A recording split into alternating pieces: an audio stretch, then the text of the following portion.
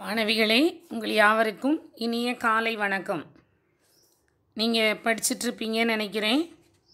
இந்த நாட்களிலே நம்மளுடைய கடமைகளை நேர்த்தியாய் செய்யும் பொழுது மட்டுமே நேர்த்தியாய் வெற்றி பெற முடியும். அதனால் உங்களுடைய கடமைகளை ஒழுங்காக கிரமமாக செய்யுங்கள். நிச்சயமாக இறைவன் உங்களுக்கு பதில் கொடுப்பார். ஓகேயா? சரி, நம்ம இப்போ பார்க்க போகிற பாடம் 11வது பாடத்தில் ஒரு வீடியோ பார்த்துருக்குறோம். 11வது பாடத்தில் நம்ம பார்த்தது என்ன அப்படின்னு சொல்லி பார்த்தோன்னா, அந்த பாடத்தினுடைய தலைப்பு தெரியும், வலையமைப்பு, எடுத்துக்காட்டுகள் மற்றும் நெறிமுறைகள்.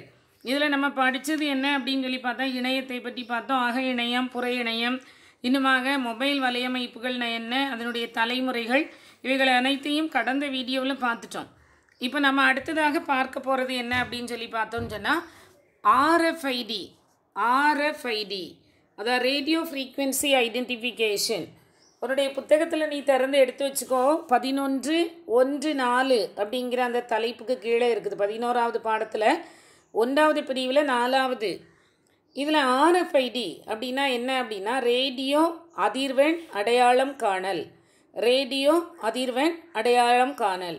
நீங்கள் ஒருவேளை இப்போ நீங்கள் இந்த ஆர்எஃப்ஐடியை சொல்கிறதுக்கு முன்னாடி உங்களுக்கு நான் ஒரு காரியத்தை சொல்லலான்னு ஆசைப்பட்றேன். என்னன்னு சொன்னால், நீங்கள் இப்போது இந்த 4வேலெல்லாம் போயிட்டு இருந்தீங்கன்னு சொன்னால், நிறைய எல்லா இடங்கள்லையும் டோல்கேட் இருக்குது. அந்த டோல்கேட்டில் போன உடனே இப்போது நீங்கள் அதை பார்த்தீங்கன்னு சொன்னால், ஃபாஸ்ட் டேக் அப்படின்னு சொல்லி ஒரு வார்த்தை எல்லா டோல்கேட்லேயும் எழுதப்பட்டிருக்கும். இந்த ஃபாஸ்ட் டேக்னால் என்ன அப்படின்னா, நம்ம வேகமாக துரிதமாக நம்ம நம்மளுடைய பயணத்தை தொடர்வதற்காக கண்டுபிடிக்கப்பட்ட ஒரு கண்டுபிடிப்பு. அதாவது இந்த ஃபாஸ்ட் டேக் அப்படின்னு சொல்லி ஒரு பார்த்தேன்னு சொன்னால், அந்த குறிப்பிட்ட ஃபாஸ்ட் டேக் எண்களை நாம் கையிலோ இல்லைனா அந்த காரனுடைய இதில் அடையாளமாக வைத்திருப்போமானால், நம்ம அந்த ஃபாஸ்ட் டேக்கில் ஒரு குறிப்பிட்ட அமௌண்ட்டை போட்டு வச்சுக்கிட்டோன்னா, ஒரு குறிப்பிட்ட டோல்கேட்டை நீ கிராஸ் பண்ணுற அப்படின்னு சொன்னால், நீ நின்று அந்த டோல்கேட்டில் பே பண்ணணும்னு அவசியம் இல்லை. நீ அப்படியே மூவ் பண்ணிக்கிட்டே இருக்கலாம். ஒன்று அவங்க வழி விட்டுருவாங்க, உன்னுடைய அக்கௌண்ட்லேருந்து ஆட்டோமேட்டிக்காக டிடெக்ட் ஆகிரும். அப்போ யோசிச்சுப்பார் எந்த அளவுக்கு நம்மளுடைய நம்ம காரை அந்த ட்ராக் பண்ணிக்கிட்டே இருக்குது. ட்ராக்னால் நம்ம அப்படியே பார்த்துக்கிட்டே இருக்குது எந்த பக்கம் போயிட்டுருக்கிற, நம்ம அடையாளம் காண்கிறது. அடையாளம் காண்பதற்கு இது ஒரு ஃபாஸ்ட் டேக், ஒரு எடுத்துக்காட்டு. இது மின்காந்த புலம் மூலமாக இந்த ஆர்எஃப்ஐடி, அதாவது ரேடியோ ஃப்ரீக்வன்சி ஐடென்டிஃபிகேஷன், இவை கம்பியில்லா தொழில்நுட்பத்தை பயன்படுத்தி அடையாளப்படுத்துகிறது. கம்பியில்லா தொழில்நுட்பத்தை பயன்படுத்தி இதை அடையாளப்படுத்துகிறது. அப்போ இந்த பாடத்தில் நீ இந்த ஆர்எஃப்ஐடின்னு சொன்ன உடனே பக்கத்தில் நீ வேணால் எழுதி வச்சுக்கலாம், இது ஃபாஸ்ட் டேக் ஒரு நல்ல எடுத்துக்காட்டு. அதே மாதிரி நீங்கள் பார்த்தீங்கன்னு சொன்னால், ஆட்டோமொபைல் ப்ரொடக்ஷன் டைமில் கூட அந்த ஆட்டோமொபைல் அந்த காரோ மற்ற எந்த சாதனங்களையும் இந்த ஆர்எஃப்ஐடியை பொருத்தி வச்சுட்டாங்கன்னு சொன்னால், அதை நம்ம இலகுவாக இது எந்த இடத்துல இருக்குது அப்படின்னு சொல்லி நம்ம கண்டுபிடிப்பதற்கு, ட்ராக் பண்ணுறதுக்கு ஈஸியாக இருக்கும். அதே சமயத்தில் இதை எதுலேயும் பொருத்துறாங்களான்னு சொன்னால், விலங்குகளில் பொருத்தப்படுகிறது அப்படின்னு சொல்கிறாங்க. விலங்குகள் அப்போ அது எங்கே மூவ் ஆகிட்டு இருக்குது, எந்த இடத்துல இருக்குது, அதனுடைய அடையாளத்தை அந்த குறிப்பிட்ட விலங்குகளில் அது பொருத்தப்பட்டால், இந்த ஃபாஸ்ட் டேக் இந்த மின்காந்த புலத்தை கொண்டு இந்த விலங்குகளை அதனுடைய அசைவை என்ன செய்கிறாங்க, அடையாளப்படுத்துகிறார்கள். அப்போ அதனுடைய எவ்வளோ தூரத்துக்கு நமக்கு இந்த சயின்டிஃபிக்கல் டெக்னாலஜிக்கல் க்ரோத் இருக்குதுன்னு பார்த்துக்கோ. இதில் பார்த்தீங்கன்னா, இந்த இணைக்கப்பட்டுள்ள சேமித்த தகவலை படிக்கவும் மற்றும் பெறவும் வானொலி அலைகளில் ஆர்எஃப்ஐடி பயன்படுத்தப்படுகிறது. இது 2 பகுதிகளை கொண்டது. ஆர்எஃப்ஐடி 2 பகுதிகளை கொண்டது. ஒன்று படிப்பான், அடுத்தது குறிப்பான். படிப்பான், குறிப்பான், இவை இரண்டும் ஆர்எஃப்ஐடி குறிப்பான் டிரான்ஸ்மிட்டர் மற்றும் ரிசீவர் மூலம் நிறுவப்படுகிறது. இதில் உள்ள 2 கூறுகள், குறிப்பானில் 2 முக்கியமான பகுதிகள் சொன்னேன், படிப்பானும் குறிப்பானும். இந்த குறிப்பான் இதில் 2 கூறுகள் உள்ளன, மைக்ரோசிப். இவை முதலாவது குறிப்பானில் உள்ள 2 கூறுகளை பார்ப்போம். என்ன செய்யுது அப்படின்னா, மைக்ரோசிப் தகவல்களை சேகரித்து செயலாக்குகிறது. ஆண்டனா சமிக்கையை பெறவும் அனுப்பவும் உதவுகிறது. சமிக்கை அப்படின்னா சிம்பிளாக இது செய்தின்னு ஞாபகம் வச்சுக்கோ. அப்போ மைக்ரோசிப் தகவலை சேகரித்து செயலாக்குகிறது. அதுக்கு அடுத்தது என்ன செய்யுது, ஆண்டனா சமிக்கையை பெறவும் அனுப்பவும் அனுப்புகிறது. அதுக்கடுத்து குறிப்பான் டேக் அப்படிங்கிற வார்த்தையை ஞாபகம் வச்சுக்கோ. குறிப்பான் தன்னுடைய அதாவது மெமரி புக்கு எல்லாமே நினைவகத்தில் அப்படியே இருக்குது. நினைவக வங்கியிடமிருந்து தகவலை அளிக்கிறது. படிப்பான் RFID கணினி நிரலுக்கு விடையை அனுப்புகிறது. இந்த குறிப்பானில் 2 வகைகள் காணப்படுகிறது. ஒன்று என்ன அப்படின்னா செயல் RFID, ஆக்டிவ் RFID குறிப்பான். ரெண்டாவதாக செயலற்ற RFID. 2 பகுதிகள் சொன்னேன். Microchip, antenna. மைக்ரோசிப் தகவலை சேகரித்து செயலாக்குகிறது. ஆண்டனா செய்தியை பெறவும் அனுப்பவும் செய்கிறது. இந்த குறிப்பான் 2 வகைப்படுத்தப்படுகிறது. ஒன்று செயல் RFID குறிப்பான், செயலற்ற RFID குறிப்பான். இந்த செயல் RFID குறிப்பான் இதை நீ பார்த்தேன்னு சொன்னால், இந்த குறிப்பான் படிப்பானின் வானலை ஆற்றலை பயன்படுத்தி கையாளுகிறது. சேமித்த தகவல்கள் படிப்பானுக்கு அனுப்பப்படுகிறது. RFIDயில் உள்ள முக்கியமான பகுதிகள், அதாவது நெக்ஸ்ட் இதை பார்த்தோன்னு சொன்னோன்னா RFIDயில் 2 வகைகள் சொன்னோம். ஒன்று செயலற்ற, அதாவது செயலற்ற RFIDயை முதல்ல செயல் பார்த்தோம். செயல் RFID ஐக்கான் அந்த குறிப்பான் என்ன செய்து படிப்பானின் வானலை ஆற்றலை பயன்படுத்தி கொள்கிறது. அடுத்து செயலற்ற RFID அது என்ன செய்யுது அப்படின்னு சொல்லி பார்த்தோம்னு சொன்னால், இந்த RFID ஒரு செயலற்ற RFID ஒட்டில் படிப்பானிடமிருந்து ரேடியோ அலைகள் ஒரு செயலற்ற RFID ஒட்டால் எதிர்கொள்ளப்படும் போது படிப்பானால் மின் சக்தி வழங்கப்படுகிறது. மீண்டுமா அதை சொல்கிறேன் பாரு. செயலற்ற RFID ஒட்டில் படிப்பான் ரேடியோ அலைகள் ஒரு செயலற்ற RFID ஒட்டால் எதிர்கொள்ளப்படும் போது படிப்பானால் மின் சக்தி வழங்கப்படுகிறது. மின் சுற்றில் உள்ள ஆண்டனா ஒரு காந்த புலத்தை உருவாக்குகிறது. மின்காந்த அலைகளால் தான் இது அடையாளம் காணப்படுகிறதுன்னு பார்த்தோம். இந்த மின்காந்த புலம் எவ்வாறு உருவாகிறது அப்படின்னா, அந்த செயலற்ற RFID ஒட்டில் படிப்பான் ரேடியோ அலைகள், படிப்பானில் உள்ள ரேடியோ அலைகள் ஒரு செயலற்ற RFID ஒட்டால் எதிர்கொள்ளப்படும் போது அங்கு மின்சக்தி ஏற்படுகிறது. அடுத்ததாக மின்கலம் மூலம் இயங்கும் RFID ஒட்டு என்பது சிறிய மின்கலத்துடன் இணைக்கப்பட்டு தகவல்களை ஒளிபரப்பும் ஆற்றலை கொண்டதாக காணப்படுகிறது. ஓகேயா? அப்போ இதில் நம்ம என்ன பார்த்தோம்? RFID அடையாளம் காண்பதற்கு மின்காந்த புலங்கள் பயன்படுகிறது. இந்த RFID 2 கூறுகளை கொண்டது, 2 வகைகளை கொண்டது. எவ்வாறு மின்காந்த புலங்கள் ஏற்படுகிறது இதை பார்த்துட்டோம். இனிமே அடுத்ததாக RFID கூறினுடைய முக்கிய கூறுகள், அதில் என்ன கூறுகள் இருக்குது அப்படின்னு சொல்லி பார்க்க போகிறோம். முதலாவது நான் சொன்னேன் RFIDயில் கூறுகள் மைக்ரோசிப், ஆண்டனா, குறிப்பான், படிப்பான், இந்த வார்த்தைகளெல்லாம் ஞாபகம் வச்சுக்கோ. RFID குறிச்சொல் இது ஒரு சிறிய ஆண்டனாவுடன் இணைக்கப்பட்ட மற்றும் மூலக்கூறு மீது வைக்கப்பட்டுள்ள சிலிக்கான் மைக்ரோசிப். ஒரு படிப்பான் இதில் இருக்குது. படிப்பான், குறிப்பான் 2 வார்த்தைகளை திரும்ப சொல்லிக்கிட்டே இருக்கிறேன், கேட்டுக்கோங்க. படிப்பான் தகவல் தொடர்புக்கு பயன்படுத்தப்படும் சிக்னல்களை பரிமாறவும் பெறுவதற்குமான ஆண்டனாவுடன் கூடிய ஒரு வருடியை இது கொண்டுள்ளது. அடுத்த ஒரு கட்டுப்பாட்டாளர். எல்லாத்துக்குமே ஒரு கட்டுப்பாட்டாளர் வேணும். கட்டுப்பாடு இருந்தால் தான் நம்ம எதுவும் சரியாக செய்ய முடியும். இது நுண்செயலியுடன் கூடிய புரவலன் கணினி. இது படிப்பானின் உள்ளீட்டை பெற்று தரவுகளை செயலாக்குகிறது. சரி, அதுக்கு அடுத்ததாக நம்ம ஏற்கனவே பார்த்தது தான் செயல் RFID, செயலற்ற RFID பார்த்துட்டோம். அடுத்து நெக்ஸ்ட்டு நம்ம பார்க்க போகிறது ஒரு முக்கியமான காரியம், OSI அடுக்கு. நம்ம இப்போ ஒரு தகவலை ஒரு கணிப்பொறியிலிருந்து மற்றொரு கணிப்பொறிக்கு அனுப்புகிறோம், அல்லது ஒரு மொபைலிருந்து மற்றொரு மொபைலுக்கு நம்ம தகவலை அனுப்புகிறோம். நம்ம தகவலை ஒரு இடத்திலிருந்து இன்னொரு இடத்திற்கு அனுப்புகிறோம். இப்படி அனுப்பும் பொழுது நீ ஒரு காரியத்தை செய்த உடனே மேலே நீங்கள் பார்த்தீங்கன்னா தெரியும், end-to-end encrypted. அதாவது அனுப்பின உடனே அங்கே போய் சேர்ந்துருச்சு அப்படின்னு சொல்லி ஒரு அக்னாலஜ்மெண்ட் வரும். நீங்கள் அதெல்லாம் நல்லா நம்ம அனுப்புகிறோம். இப்போ வாழ்த்துக்கள் இந்த நாட்களில் அனுப்புகிறோம் அப்படின்னு சொன்னால் அந்த வாழ்த்துக்கள் உரியவரிடம் போய் சேர்ந்து விட்டதா, எப்படி போய் சேர்ந்தது, அது எவ்வாறு செயல்படுகிறது அப்படிங்கிறது யாருமே யோசிக்கிறதே கிடையாது. அனுப்பின உடனே அங்கே போய் சேர்ந்துருது. முந்தி காலத்தில் நமக்கு இப்போ ஸ்மார்ட் ஃபோன் இல்லாத அந்த நாட்கள்லாம் நம்ம டெக்ஸ்ட் மெசேஜ் மட்டும்தான் அனுப்புவோம். அப்படி அனுப்புகிறப்ப கூட அதிகமான வார்த்தைகள் இருந்ததுன்னா டெக்ஸ்ட் மிஸ்ஸிங் அப்படிலாம் வரும். பிறகு தான் காலகட்டத்தில் நம்ம மீடியாவினுடைய க்ரோத், டெக்னாலஜிக்கல் க்ரோத் இருக்க அனுப்புகிறது டெக்ஸ்டில் இருந்து படங்களும் சேர்த்து அனுப்பலாம் அப்படின்ட்டு வந்தது. இப்படி நாட்கள் ஒவ்வொன்றும் இப்போ என்ன வேணாலும் நம்ம வாட்டெவர் நாம் திங்க் பண்ணுறத அப்படியே நம்ம என்ன செய்யலாம், யாருக்கும் அனுப்பலாம். நம்மளுடைய இணையத்தில் அந்த நம்மளுடைய எல்லா தகவலையும் தரவிறக்கம் செய்து நமக்கு தெரிந்ததை மற்றவர்களுக்கு கொடுக்கலாம். அவ்வளோ எளிதாக இருக்குது. அப்போ அனுப்பும் பொழுதும் பெறும் பொழுதும் இந்த தரவுகள் ஒரு சில படிநிலைகளை கடந்து தான் அது செல்ல வேண்டியது இருக்குது. அதான் ஒரு இடத்துலேருந்து ஒரு இடத்துக்கு போகிறதுக்கு ஒரு வழிமுறைகள், நெறிமுறைகள், புரோட்டோகால் இது மூலமாக தான் போக முடியும். சும்மா ஏதோ அனுப்பினோம் அங்கே போய் சேர்ந்துச்சு அப்படியெல்லாம் கிடையாது. அதற்கு ஒரு வழிமுறை இருக்குது, அதற்கு ஒரு நெறிமுறை. இதை நல்லா அழகாக உருவாக்கியிருக்காங்க. அதில் முதலாவது நம்ம படிக்க போகிறது OSI அடுக்கு. இந்த OSI அடுக்கு இது ஓப்பன் சிஸ்டம் இன்டர்கனெக்ஷன். இது 7 அடுக்குகளை கொண்டது.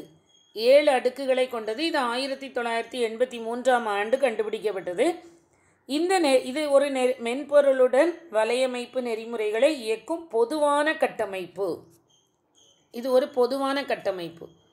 இந்த OSI அடுக்கில் 7 நிலைகள் உள்ளன, படிநிலைகள் இருக்குது. முதலாவது பருநிலை, தரவு இணைப்பு, வலையமைப்பு, இடமாற்ற, தொடர், விளக்கக்காட்சி, பயன்பாட்டு, இப்படியாக 7 அடுக்குகள் காணப்படுகிறது.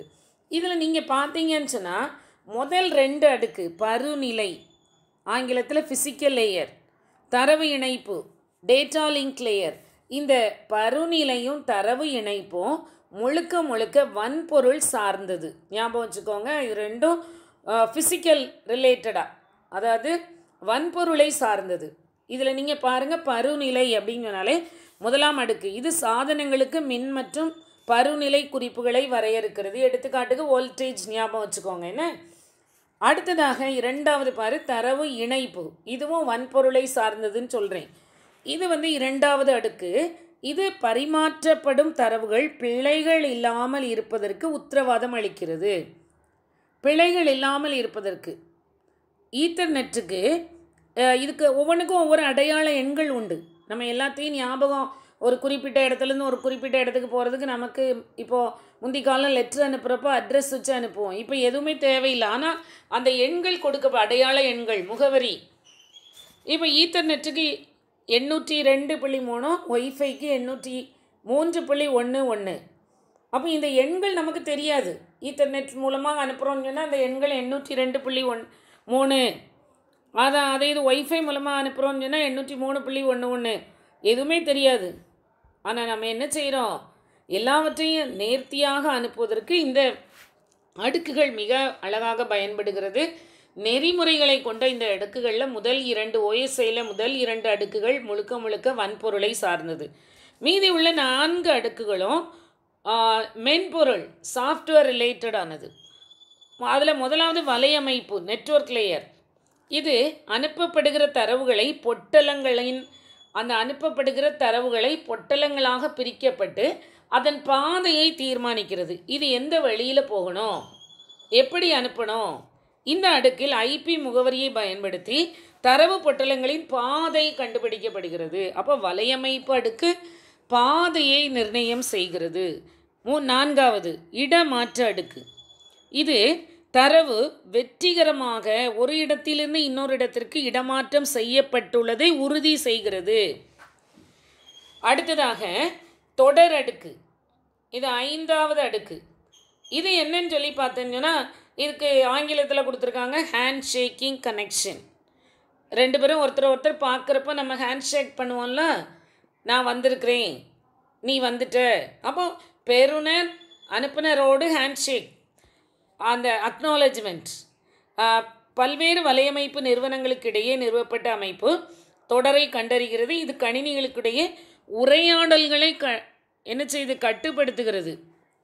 தொலைவில் உள்ள ஒரு கணினியை அணுகும்போது உங்கள் கணினிக்கும் தொலைவில் உள்ள கணினிக்கும் இடையே தொடர் உருவாக்கப்படுகிறது. 2 பேரும் நின்று ஆமாம் நானும் நீயும் ஒன்று தான் அப்படிங்கிறது ஹேண்ட் ஷேக்கினுடைய அர்த்தம். நம்ம ஒரு வெல்விஷரை பார்க்குறோம், உடனே என்ன பண்ணுறோம், ஹேண்ட் ஷேக் பண்ணுறோம். அந்த தொடர் நமக்கும் அவருக்கும் உள்ள தொடர்பை உறுதிப்படுத்துகிறோம். இந்த தொடர்பை உறுதிப்படுத்தும் அடுக்கு தொடர் அடுக்கு. அடுத்த விளக்க காட்சி அடுக்கு. இது மெஷின் டிபெண்ட் ஞாபகம் வைக்கணும். அதாவது இது இங்கே தான் என்கிரிப்ஷன் டிக்ரிப்ஷன், அதாவது ஒரு நிலையிலிருந்து இன்னொரு நிலைக்கு, இதில் எல்லாமே மெஷின் லாங்குவேஜில் தான் இருக்கும். மெஷின் லாங்குவேஜ்னால் என்னது, 01, அதாவது மறை குறியாக்கம்.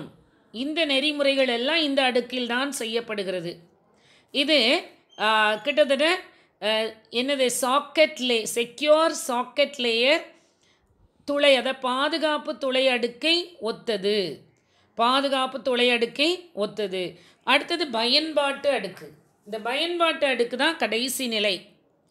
இது கணினியில் உள்ள மென்பொருளை உள்ளடக்கிய பயனர் இடைமுகம். பயனருக்கு அனுப்புகிற தகவல்கள் மெஷின் லாங்குவேஜில் இருந்தால் புரியாது. இப்போ நான் ஒரு ஃப்ளவர் பிக்சர் என்னோடய ஃப்ரெண்டுக்கு அனுப்புகிறேன் அப்படின்னா, அந்த பிக்சர் அந்த என்கிரிப்ஷன் டிக்ரிப்ஷன் மறை குறியாக்கம் இந்த நெறிமுறைகள், மறை குறியாக்கம் இந்த நெறிமுறைகளின் அந்த விளக்க காட்சி அடுக்கில் உள்ளே போயிட்டு வெளியே வர்றப்போ அந்த பயன்படுபவர், அதாவது பெறுநர் இடத்துல அது வந்து என்ன, அந்த நான் எப்படி அனுப்புனனோ அந்த நிலையில் தான் அது வெளியே வரும். அதாவது மனிதர்கள் புரிந்து கொள்ளக்கூடிய ஒரு அந்த ஒரு மொழிக்கு மாற்றப்படுகிறது இந்த பயன்பாட்டு அடுக்கில். அப்போது ஓஎஸ்ஐ 7 அடுக்குகளை கொண்டது. முதலாவது 2 முழுக்க வன்பொருளை சார்ந்தது. மீதி உள்ள 5 சாஃப்ட்வேர், அதாவது மென்பொருள் ரிலேட்டடானது. இது ஞாபகம் வச்சு படிப்போம். ஒரு முக்கியமான ஒரு அடுக்கு. இந்த ஓஎஸ்ஐ நெறிமுறைகள் 1983ஆம் ஆண்டு கண்டுபிடிக்கப்பட்டது. இது 7 அடுக்குகளை கொண்டது. அடுத்ததாக முக்கியமான ஒரு நெறிமுறை டிசிபி/ஐபி. இது 4 அடுக்குகளை கொண்டது. டிசிபி/ஐபி 4 அடுக்குகளை கொண்டது. இந்த டிசிபி/ஐபியை பார்த்தோம்னு சொன்னால் transmission control protocol, internet protocol. இந்த 4 அடுக்குகளையும் இந்த முதல்ல டிசிபி/ஐபி நம்ம ஒரு முன்னுரை கொஞ்சம் பார்ப்போம். இது இரண்டும் ஒன்று சார்ந்தது, நெறிமுறைகளின் கலவை. டிசிபி செயல்பாடு, இந்த டிரான்ஸ்மிஷன் கண்ட்ரோல் புரோட்டோகால் மற்றும் இன்டர்நெட் புரோட்டோகால் வலை பின்னல்களில் அனுப்பப்படும் பாக்கெட்டுகளின் தரவமைப்பை குறிப்பிடுகிறது. பாக்கெட் இது வந்து இந்த டிசிபி/ஐபிக்கு இன்னொரு பெயர் சொல்லலாம். இது பாக்கெட் ஸ்விட்சிங் நெட்வொர்க். தரவுகள் அனைத்தும் பொட்டல மாற்று முறையில் அனுப்பப்படுகிறது. இப்போ 500 கிலோபைட் தரவுகள் அனுப்பப்படும் பொழுது இந்த 500ம் அந்த கணிப்பொறியினுடைய தன்மைக்கு ஏற்ப 10 பொட்டலங்களாகவோ 5ஓ, இப்போ 500 கிலோபைட்டை ஒரு வேளை 10ஆக பிரித்தா 50 கிலோபைட்டாக பிரிச்சிருப்பாங்க. அதே இது கூட பொட்டலங்களாக, அப்போ ஒவ்வொரு பொட்டலங்களாக பிரிக்கப்பட்டு அந்த பொட்டலங்களுக்கான உரிய முகவரியில் இந்த பொட்டல மாற்று முறையில் இவைகள் அனுப்பப்படுகிறது. இந்த பொட்டலங்கள், பாக்கெட்டுகள் எங்கே போகிறது, எப்படி போகிறது, இலக்கை எவ்வாறு அடைகிறது, இந்த நெறிமுறைகளை கொண்டது தான் டிசிபி. தரவு பரிமாற்றத்தை இது உறுதி செய்கிறது. பொட்டலங்களின் பிழைகளை சரிபார்த்து தேவைப்படி மறுபரிமாற்றம் செய்வதற்கும் இது கோரிக்கை வைக்கிறது. எந்த பொட்டலும் மிஸ் ஆகிடக்கூடாது, கரெக்டாக போய் சேருதா. இது எத்தனை அடுக்குகளை கொண்டதுன்னு சொன்னால் 4 அடுக்குகள். அந்த 4 அடுக்குகள் என்னென்னு பார்க்கலாம். அதுக்கு முன்னாடி பிரபலமான டிசிபி/ஐபி நெறிமுறைகள். பிரபலமான டிசிபி/ஐபி நெறிமுறைகள் 4 இருக்குது. என்னெல்லாம் அப்படின்னு சொல்லி பார்த்தோன்னா ஹெச்டிடிபி, ஹெச்டிடிபிஎஸ், எஃப்டிபி. இதில் நம்ம முதலாவது ஹெச்டிடிபி பார்க்கலாம். Hyper text transfer protocol. இது வலை பயனருக்கும் மற்றும் வலை சேவையகத்திற்கும் இடையே பயன்படுத்தப்படுகிறது. தரவு இந்த ஒரு வார்த்தை முக்கியம், பாதுகாப்பற்ற தரவு பரிமாற்றத்தை வழங்குகிறது. ஆனால் ஹெச்டிடிபிஎஸ், அந்த எஸ்ஸுங்கிற வார்த்தை செக்யூர் மீனிங். ரெண்டுக்கும் வேறுபாடு என்ன அப்படின்னா, ஹெச்டிடிபிக்கும் ஹெச்டிடிபிஎஸ்க்கும் பாதுகாப்பான தரவு பரிமாற்றத்தை உறுதி செய்கிறது.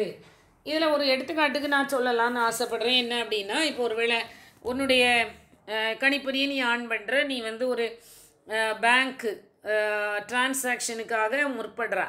அப்போது நீ வந்து எஸ்பிஐ அப்படின்னு சொன்னால் எஸ்பிஐனுடைய அந்த ஹோம் ஸ்க்ரீனுக்கு வந்துடுறா. ஹோம் ஸ்க்ரீனுக்கு வர்றப்போ இந்த ஹெச்டிடிபியும் கிட்டத்தட்ட அதே ஹோம் ஸ்க்ரீனை தான் கொண்டு இருக்கும், ஹெச்டிடிபிஎஸும் அதே ஹோம் ஸ்க்ரீன். நம்மளை ஏமாற்று மாதிரி தான் இருக்கும். நம்ம கொஞ்சம் பார்க்கணும் எந்த நெறிமுறையின் வழியாக நம்ம இந்த வழிக்கு வந்திருக்கிறோம் அப்படின்ட்டு.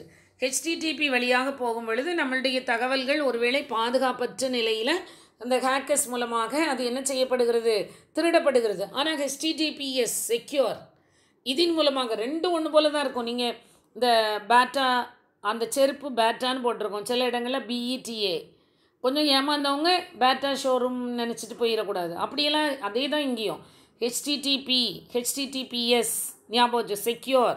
அப்போ பாதுகாப்பற்றது ஹெச்டிடிபி, பாதுகாப்பான தரவு செயலாக்கம் பரிமாற்றம் எதுனா ஹெச்டிடிபிஎஸ். எஃப்டிபி, இந்த எஃப்டிபிங்கிறது என்னது அப்படின்னு சொன்னால் file transfer protocol. File transfer protocol இது கணினிகளுக்கிடையே கோப்புகளை அனுப்பவும் பெறவும் பயன்படுகிறது.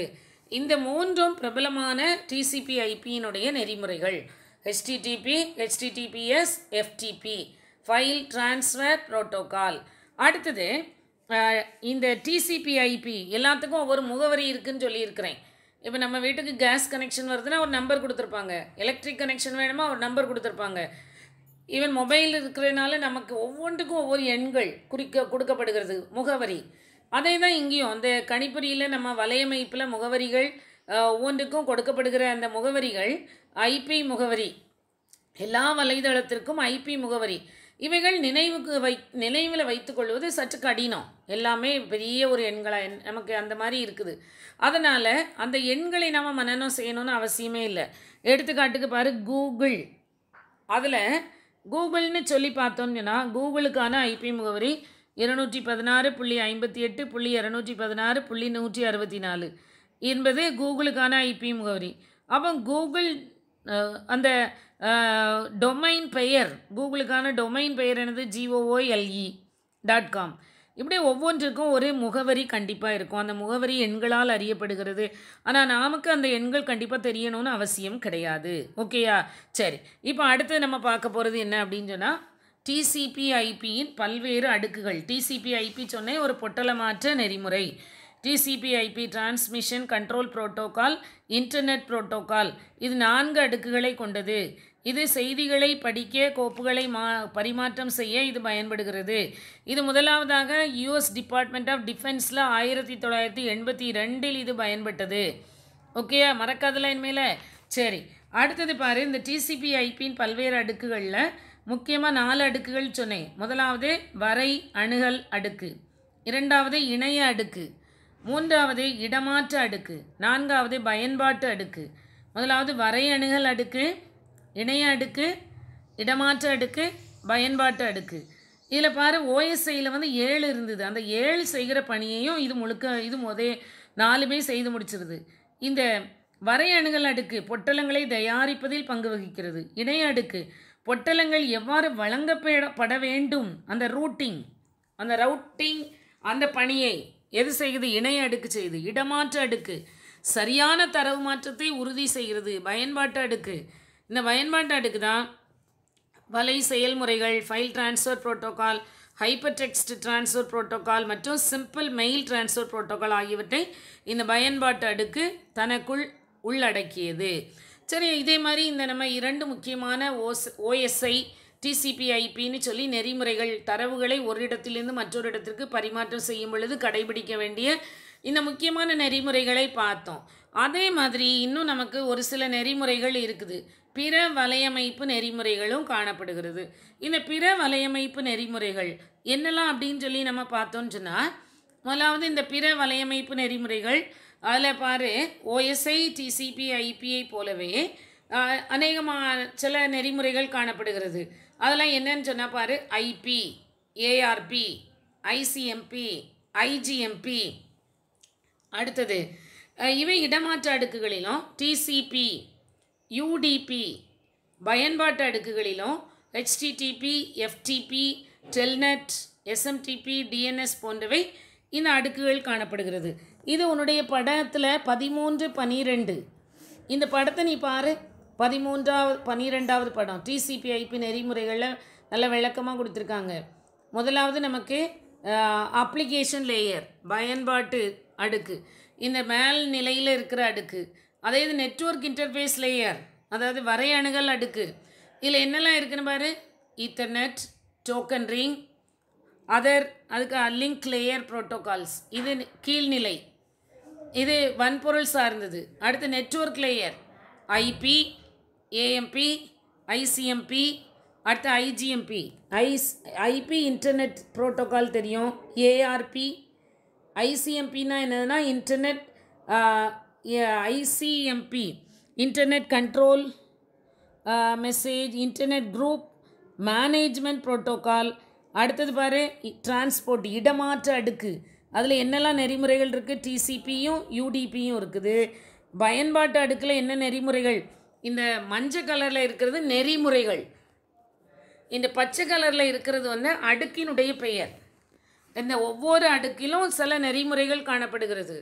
அந்த முதலாவது பயன்பாட்டு அடுக்கு, இல்லை வரை அணுகல் அடுக்கு எடுத்துக்கிட்டோன்னா ethernet, token ring, open link layer, இது முழுக்க வன்பொருளை சார்ந்ததுன்னு சொன்னேன். அடுத்தது இணையம், இணைய அந்த அடுக்கு, அதில் பார்த்தோன்னா IP, ARP, ICMP, IGMP. Transport layer, இடமாற்ற அடுக்கில் டிசிபியும் யூடிபியும் இருக்குது. கொஞ்சம் புரியுதாமா? அப்போது 4 விதமான அடுக்குகள்லையும் இத்தனை நெறிமுறைகள் காணப்படுகிறது. அந்த ஒவ்வொரு நெறிமுறைகளும் தனக்குரிய பணிகளை வித்தியாசமாக செய்து கொண்டிருக்கிறது. அடுத்த வலையமைப்பு இடைமுக அடுக்கு, வலையமைப்பு இடைமுக அடுக்கு, network interface layer, network interface layer, இது அடிமட்ட நிலையில் உள்ள அடுக்கு. அதான் பார்த்தோம் நெட்வொர்க் இன்டர்ஃபேஸ் லேயர். இது பருநிலை மற்றும் தரவு இணைப்பு அடுக்குகளை ஒப்பிடும்போது ஓஎஸ்ஐனுடைய அமைப்பு நிலையை ஒத்ததாக காணப்படுகிறது. டிசிபி ஐபி நெறிமுறைகளாகிய குறும்பரப்பு வலையமைப்பிற்கான ஈத்தர்நெட், டோக்கன் ரிங், பரந்த வலையமைப்பிற்கு X.25 ஃப்ரேம் டிலே மற்றும் ஏடிஎம் போன்றவற்றை இந்த அடுக்கில் பயன்படுத்தலாம். இது நம்பகத்தன்மை இல்லாத அடுக்கு. அடுத்த வலையமைப்பு நெட்வொர்க் லேயர், 2வது அடுக்கு. இந்த 2வது அடுக்கு பாரு, வலையமைப்பு அடுக்கில் செயல்படுகின்ற இணைய நெறிமுறைகள் என்னெல்லாம், ஐபி. இந்த ஐபின்னு சொன்ன உடனே பொட்டலங்கள் ஞாபகம் வந்துடணும். பொட்டலங்களை வழங்க ஐபி முகவரிகளை பயன்படுத்துகிறோம். இதுவும் நம்பகத்தன்மை இல்லாதது. அடுத்தது ஏஆர்ஓ, முகவரி தீர்வு நெறிமுறை, அட்ரஸ் ரெசல்யூஷன் புரோட்டோகால். இங்கே என்ன நடக்குன்னு பாரு, ஒவ்வொன்றுக்கும் முகவரிகளை உறுதி செய்கிறது. முகவரி என்பது வலையமைப்பில் ஒவ்வொரு சாதனத்தையும் தனிப்பட்ட முறையில் கண்டறியும் வன்பொருள். மேக் முகவரி, மீடியம் ஆக்சஸ் கண்ட்ரோல். அதுக்கு அடுத்தது இணைய கட்டுப்பாட்டு செய்தி, இன்டர்நெட் கண்ட்ரோல் மெசேஜ். இது பிழை செய்திகள் மற்றும் செயல்பாட்டு தகவல்களை அனுப்ப இது பயன்படுகிறது. ஹோஸ்ட் அல்லது ரவுட்டரை அணுக முடியவில்லை அல்லது கேட்கப்பட சேவை வழங்கப்பட வேண்டால் இது செய்தியை தெரிவிக்கிறது. ஓகேயா? அடுத்தது என்னது, ஐஜிஎம்பி. ஐஜிஎம்பி எதில் இருக்குது? ஐஜிஎம்பி இந்த நெட்வொர்க் இந்த வலையமைப்பில் இணைய நெறிமுறையில் தான் இருக்குது. இதனுடைய முக்கிய பணி என்னது? ஹோஸ்ட் மற்றும் ரூட்டர்களால் பயன்படுத்தும் தொடர்பு நெறிமுறை. அடுத்தது இடமாற்ற அடுக்கு. இப்போ படிச்சுட்டு இருக்கிறது எல்லாமே டிசிபி ஐபியினுடைய ஒவ்வொன்றையும் தனித்தனியாக பார்க்குறோம். பிற வலையமைப்பு நெறிமுறைகளை பார்க்குறோம். நெறிமுறைகள் அடுக்குகள் வேறு, நெறிமுறைகள் வேறு. ஒவ்வொரு அடுக்குலேயும் ஒவ்வொரு விதமான நெறிமுறைகள் இருக்குது. இப்போ டிசிபி ஐபியில் உள்ள நெறிமுறைகளை கொஞ்சம் ப்ரீஃபாக சொல்லியிருக்கு. இடமாற்ற அடுக்கு, அதில் டிசிபி, அதுக்கு அடுத்தது என்னது, UDP. TCP transmission control protocol, UDP user datagram protocol. இந்த டிசிபி 2 ஹோஸ்ட் 2 கணிப்பொறி இடையே நம்பகமான இணைப்பை பரிமாற்றத்தை வழங்குகிறது. 2 நம்பகமான அந்த முனையங்களுக்கு பாக்கெட்டுகளை வழங்குவதை உறுதி செய்கிறது. டிசிபி. யூடிபி இது ஒரு நம்பகத்தன்மை இல்லாதது, ஒன்றுக்கு ஒன்று அல்லது ஒன்றுக்கு பல விநியோகங்களை வழங்குகிறது. அடுத்ததாக பயன்பாட்டு அடுக்கு நம்ம எல்லாத்தையும் இதிலே தான் பார்த்துட்டு வந்தோம். முகவரி, பயன்பாட்டு அடுக்குனா என்னது, அப்ளிகேஷன் லேயர் எல்லாம் பார்த்துட்டோம் நம்ம.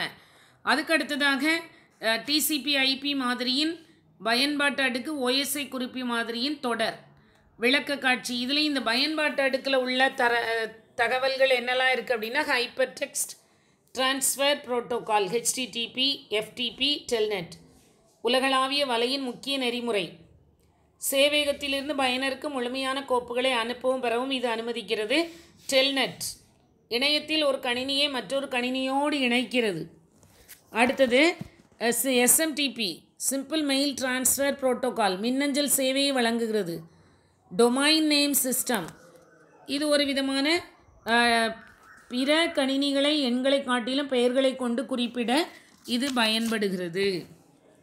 நினைவில் கொள்ள வேண்டிய காரியம். அப்போ இதுக்கு முந்தின ஸ்லைடில் பார்த்தீங்கன்னா வலையமைப்பு அடுக்கு. இந்த வலையமைப்பு அடுக்கில் என்னெல்லாம் நெறிமுறைகள் இருக்குங்கிறத நல்லா பார்த்தோம். IP, ARO, ICMP, IGMP. மீண்டுமா சொல்கிறேன் நான் உங்களுக்கு. TCP/IP 4 படிநிலைகளை கொண்டது. TCP/IP 4 படிநிலைகள். அவைகள் வரையணுகலில் ethernet, token ring, open link layer. இணைய அடுக்கு. இந்த அடுக்கை எடுத்துக்கிட்டோன்னு சொன்னான்னா இணைய கட்டுப்பாடு அந்த அடுக்கில் என்னெல்லாம் இருக்குது? இணைய அடுக்கில் உனக்கு பார்த்தேன்னு சொன்னால் இணைய நெறிமுறை IP, ARP, ARO, ICMP, IGMP ஒவ்வொன்றையும் தனித்தனியாக அந்த ஹெட்டிங் கீழே அப்படி படிச்சிங்கன்னா உங்களுக்கு மறக்காது. அதுக்கு அடுத்தது இடமாற்று அடுக்கு. TCPயும் UDP மட்டும்தான். அடுத்தது பயன்பாட்டு அடுக்கு. இதில் 5 இருக்குது. HTTP, FTP, அதுக்கு அடுத்தது SMTP, DNS. இத்தனை அடுக்குகள். அப்போது TCP/IP 4 படிநிலைகளை கொண்டது. அவைகளுக்குள் நெறிமுறைகள் அநேகம் உண்டு. ஒவ்வொரு நெறிமுறையும் தனக்கான பணியை சரியாக செய்து கொண்டிருக்கிறது. ஞாபகம் வச்சுக்கிடணும். அதுக்கடுத்ததாக நினைவில் கொள்ள வேண்டிய காரியம் ரொம்ப முக்கியது. இணையம்னா என்னன்னு கொடுத்துருக்காங்க. அக இணையம், புற இணையம்னா என்ன, மொபைல் வலையமைப்பினுடைய சிறப்பு அம்சம், OSIனா என்ன, TCP/IPனா என்ன, HTTPக்கும் HTTPSக்கும் உள்ள வேறுபாடு, இந்த அனைத்தையும் நம்ம தெளிவாக நம்ம படிக்கும் பொழுது இந்த பாடம் ரொம்ப இலகுவாயிரும். அடுத்து FTPனா என்ன, ஃபைல் ட்ரான்ஸ்ஃபர் புரோட்டோகால், ARO, MACனா என்ன, ICMPனா என்ன, SMTPனா என்ன, DNS ஒவ்வொன்றையும் ஒரு லைன் அழகாக அதை கொடுத்துருக்கிறதையாவது நீங்கள் படிச்சிடணும். அப்போ நெறிமுறைகள் அடுக்குகள் இன்றைக்கி படித்த முழுக்க அதுதான். நெறிமுறைகள் அடுக்குகள் OSI 7 அடுக்குகளை கொண்டது. TCP/IP 4 அடுக்குகளை கொண்டது. OSI 7 அடுக்குகளும் 1900 எந்த வருஷம்னு சொன்னால் 83. அதே மாதிரி TCP/IP 1982 கண்டுபிடிக்கப்பட்டதுன்னு சொன்னேன். இது எல்லாத்தையும் நல்லா தரோவாக நீங்கள் ஸ்டடி பண்ணிடுங்க. இந்த பாடம் நம்ம முடிச்சிட்டோன்னு சொன்னால் நமக்கு 11 பாடங்கள் முடிச்சாச்சு. கிட்டத்தட்ட இன்னும் ஒரு சில பாடங்கள் பின்னாடி உள்ளதெல்லாம் ரொம்ப ஈஸியாக தான் இருக்கும். அதனால் வேகமாக நம்ம படித்து முடிச்சிடலாம்.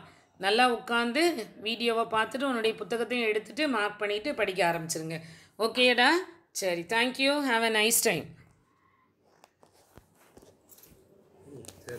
என்ன அடுக்குகள்லாம் ஒழுங்காக சொன்னா